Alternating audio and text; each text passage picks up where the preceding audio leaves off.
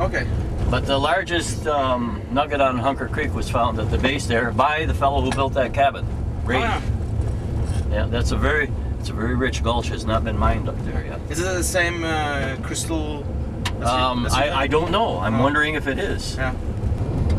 Because it's the mining that's important. Yeah. But you're on Discovery Claim right now. This is Discovery Claim right here. Yep. This is where Andy Hunker hit it right here on this claim. Yeah. About the miner who bought the girl for her weight in gold, so she'd live with him for the winter. That's where he mined, up on that hill. Mining, his water was coming down there. Okay. Out here with little toboggans to bring supplies in. It's 10 kilometers to here. Yeah. But she's very strong. Her legs are gone now because she has bad knees. Oh yeah. Yeah. There was a Finnish fellow mining up there. Those are tailings from gold mining. There's an ancient riverbed up on top there. The old timers. Back there it's going. Oh yeah. Oh no, don't have it on today. Sometimes you see it. Okay, this afternoon when you go by here, have another look, see if you can see it back there. Usually you see it right here. There's the pipeline for it. No, they don't have it. Now, you couldn't see them by our place when it's bedrock. That is not. See, they're round. Yeah. Because they never reached the bedrock here. There's no bedrock there. That's all round rock. Oh. You see what I mean? Yeah. And up at our place, if you could see them, there was flat rocks. It's the bedrock. So that dredge got into the bedrock. Here it didn't. So most of the gold is still in this valley. Because most of the gold is usually at bedrock. Yeah. So there's still a lot of these will never be worked because this is withdrawn from staking. Ska vi in på gruvkontoret for å finne mer ut om Eldorado 29. So that's 29 above. Yeah. His grandfather was with the Lucky Swede on there. Oh, so yeah. that's what we're looking for. Who is the Lucky Swede? Swede Anderson, Charlie Anderson. Oh, okay, yeah. The Lucky Swede. Mm-hmm. Yeah. So, can you tell us who has that claim? 29427. Right now. Eldorado. Who owns some of the other claims there? Well, do you know who'll be up today? Or? Well, I know what? You guys are going to be around until the weekend, right? Yeah. American Gulch American right down Gulch, here. yeah. But is there an American Creek? Well, I can look. Know of is below Eagle, Alaska, about 16 miles, runs into the 40 mile. That's the only one I've ever heard of. Yesterday I was talking to the lady on the Jacqueline. Right. And she said maybe it's 428. over the border. To That's what I said. Oh yeah. There's an Oh, okay. American, I've On been the up other there, side of the American border, Creek, right. 16 miles below. Maybe on the Alaskan Yeah, side. I'm almost I'll show you on the map where that is. I'm almost positive of that. No. Yeah. So you each want one of these or one? No, that's not enough with one. Okay, one of these in 1910, this one. Here, that's called Fawcett's Road. He's the hard rocker that put this road in 1910. Yeah. And the go and the place you were looking for was down here, or? Actually, it was right in this area. Oh. Now, Kör vi mot Eldorado 29. it's up here on the right.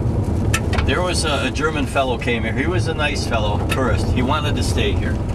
First he tried marrying an Indian girl. That didn't work. You know, how to get into Canada. So finally, he found out how to stay here was by mining. Yeah. But he got a claim and he got the work permit. But then he talked a very rich German tourist that came here into mining here, and he was going to be the big honcho, you see? And it was crazy. I don't like to say that because it sounds like prejudice, but I think only a German could do this. Because they think these big, huge, what they were building here, we could not believe. It was so big of a sluice box, you couldn't move it. So how are they going to mine with it? But I'll show it to you. It's only 1/4 of it was built, and it is so big, it's insane. I think it's there. See that structure? Yeah. See that metal structure? Yeah. That's part of it. It's huge, many tons, huge steel, and that's 1/4 of it. How are you going to move that where they're playing for up there? Only the Germans would do that. They put millions of dollars into it. and then found it would require only a certain size sluice box. But they built one so big that they couldn't move it. It was crazy. That's tens of thousands of tons, that thing. But you gotta see it. Huge iron. There. Yeah, they were mining up there. Pero open juice, film, pero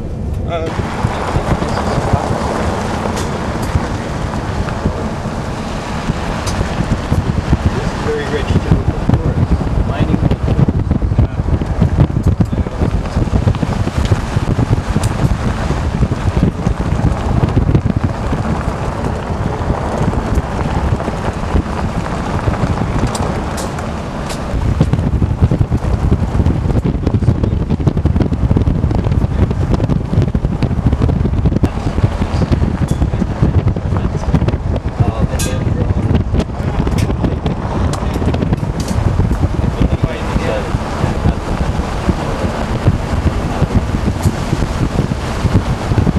About the stupidness. No? Oh, you haven't? No. I thought you said you did. Okay. That's good. 55 feet, smaller ones will only go 40. Depends on the size of the guy. This is not too big. 57 on this one?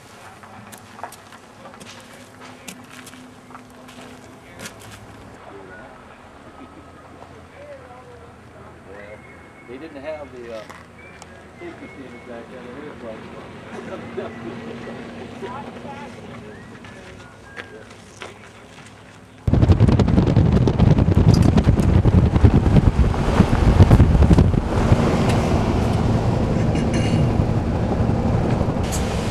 when they first discovered the high river gravels.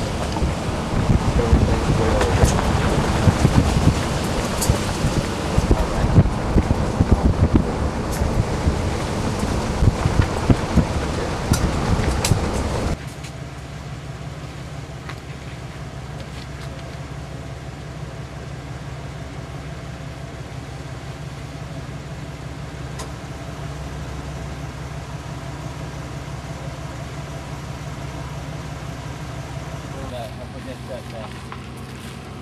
Right where the creek, bedrock started to rise, and then he. So they knew that it was gold here before Charlie Anderson came. Oh yeah. Well, if you get back into that prehistory, it's interesting. One of the big names was Joseph Ledoux. He had up on Ogilvy Island, just up the Yukon River. He had a trading post there, but he supplied miners from there, and he was supplying Henderson. And he was always trying to get miners to look at the Klondike. You know, there was little bits of gold found here and there, you know, and he was trying to get miners to come into here because he wanted to sell them outfits too, you see.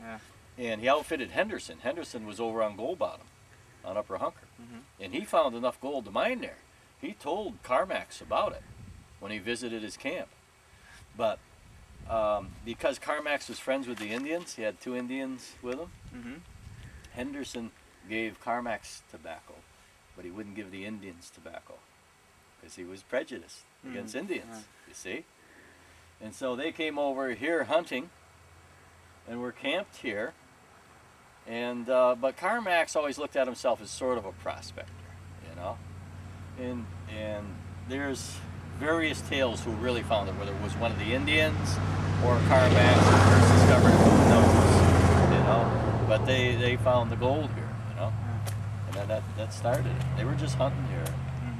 Said they were cleaning a moose and washing it out. There's various tales, you know, how they first saw it. But it was very interesting. As soon as they found the gold, Carmax turned back into a white man. Oh, yeah. You know. I know. But they never told Henderson about the gold. By the honor system amongst the miners, they were supposed to do that, but he wouldn't do it because he didn't like his Indian friends, so he didn't tell them.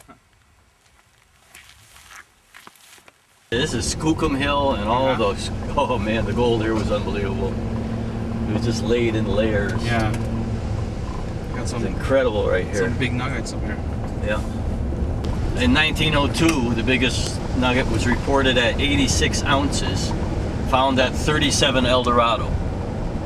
In other words, only 7 claims above 29. It was found by a couple of Russians who were sniping. That's the biggest one that's known. It was as big as this. Oh, that's the guy that was in the murder trial. That's where found, but they found the record. I guess was 3 times as big. Well, as far as I know, it's 86 ounces. Yeah. This is for tourists here. This is right here is where Bonanza meets Eldorado. You're at the Forks right now. Okay. This is Grand Forks. Yeah. Right there, those cars that are parked. This is owned by the territory. You're allowed to pan here. Oh yeah.